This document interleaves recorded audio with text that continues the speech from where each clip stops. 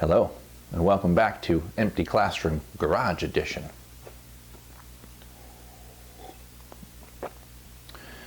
I've got a brief update for you before I have you go out and gather some supplies for our next bit here. I was in the classroom after school this weekend and was feeding the fish. And I'm about to display to you the world's worst photographic evidence, but it's the only thing I've got. Okay, you can see I tried to zoom in on the fish tank here.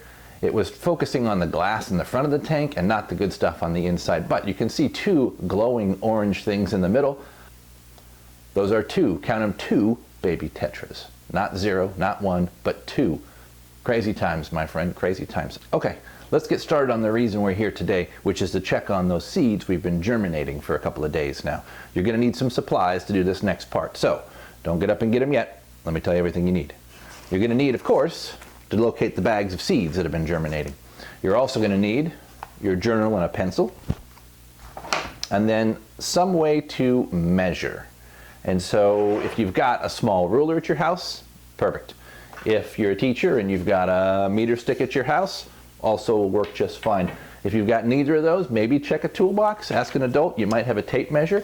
I'm actually going to use the tape measure for mine because not everybody's going to have the other stuff. Okay, so gather those three supplies, your seeds, journal, and something to measure with, and I'll just wait for you.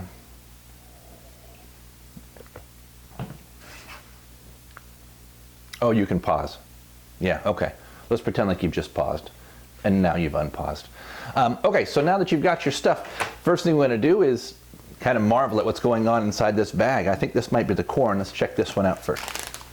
See if anything's happened to these guys since we've gone. I think so. I can kind of feel this, the bag is kind of pushed out a little bit. So let's see what we've got here. Oh yeah. They all did. They all worked. That's good. Sometimes you get two or three that won't work and sometimes one will work. Oh, but check that out.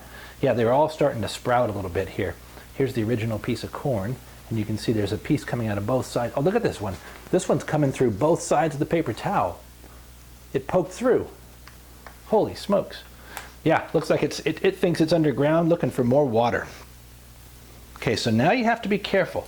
I want to find a good one. Doesn't necessarily have to be the longest one, but a good shaped one here. And I want to see if I can pull them off the paper. It's going to be holding on pretty tight because of, they're called root hairs. It's like stuck on like Velcro. So I'm going to scoot the rest of these guys aside and just get him onto the page. And you can see we got two definite ways it wants to go here. And what do you think? It looks like one of them is probably trying to be the root and one of them is going to try to be the plant. And it looks like the top here has got a little bit of green, which makes me think it's going to want to be the leaf up top eventually. And this guy looks like he's just heading looking for water. All right, so after I've taken a close look at him, I'm going to measure him so I can do a little bit of drawing. And so again, I'm going to use my tape measure because I've got that available. It looks like mine is coming to about 4.5 inches.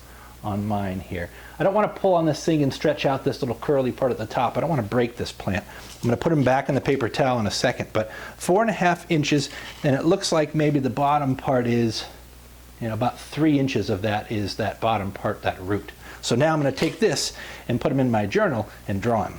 So I've got my journal back out. My entry is going to be on 3/29, but since you guys are seeing this on Tuesday, yours might be a day or two later by the time you're getting around to putting your journal entry in.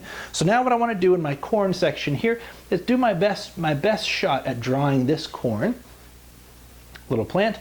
I don't have to draw them to size because that would take up a bulk of my paper, especially in a day or two when we pull them back out again. So I'm going to do my best to draw. I want to make sure I get the long tail down here at about 3.5 inches and the corn kernel himself in there plus the curly part on top. So give me a second here. I'm going to draw this. So you can see I finished up my drawing except for putting a little bit of color in. I might dig out some color pencils in a little bit and color that in yellow. You got the root section in, I got the curly Q part on top. Here's how you can label how big something is without getting too close to your picture. I kind of put a little line at the top and the bottom and then kind of connect them and then say this is 4.5 inches. And the same thing over here. I did kind of the top of the root and put a couple of these little brackets and then say that that's 3 inches there. So now I'm going to open up my peas and see what I've got inside. Full disclosure here, I have germinated corn in my classes before. And so I kind of knew what to expect when I opened that bag. I have never tried it with pea seeds before. So I'm actually pretty excited to see what it looks like inside. I'm going to see if it's got the same kind of mechanism happening, if there's the same structure, or if it looks totally different. Because when they're grown up, corn plant looks way different than a pea plant. Let's check it out. Again, we have a couple of these little tiny mold spots on the paper towel. Don't worry about it. That's going to be just fine. We'll wash our hands when we're done. I'm going to peel this open. Oh, look at those. We got some small ones like this guy. We got a couple long ones.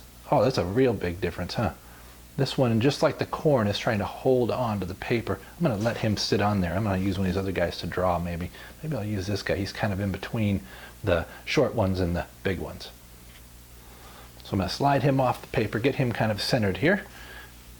Let's take a close look at him and see what we can come up with.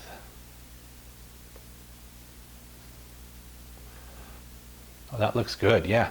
Again, it looks like we have a long pointy spot and then a curling spot at the top. So if my guess is right, he's going to end up facing this way, with this being the root and this part being the first leaf that's going to come on out of there. And all that was stored inside that little pea plant, and they were waiting. They were just waiting. They were in those bags dry as a bone, and they were waiting for some water and some darkness, and we gave it to them. Okay, so I'm going to measure him. This one's considerably shorter, right? This one's only about 2 inches long from the top to bottom, and most of that is root. 1.5 inches of that is root. I'm going to add him to my journal, and I'll show you. I got my small plant drawn here. You can see he's just about the same size as the actual pea and the root in the top part coming out. I did pay close attention. I put these little root hairs on here because they showed up bigger than on the corn on the actual seed itself. So now that we've got this done, I want to get these seeds back into the bag because we're not going to mess with them again until Friday. Now that those are tucked away, they should be just fine in those Ziploc bags. If the paper towel is still wet, they should be fine for a couple more days. But in a couple more days, they're not going to be fine. They're going to need to get out of that bag and into the ground somewhere. So that's what you're going to be looking for the next few days around your house. I just dug through my recycling bin, and I've got a couple items. We need to plant these things. I hope to do that on Friday. So be on the lookout for things you could plant them in. So for instance, a small plastic, like a yogurt cup or something, this would be great, because if you think about when you go to a store that sells plants, they usually come in a dark plastic container with holes in the bottom. And the reason there's holes in the bottom is because if you think about pea plants and corn, they do not grow in swamps.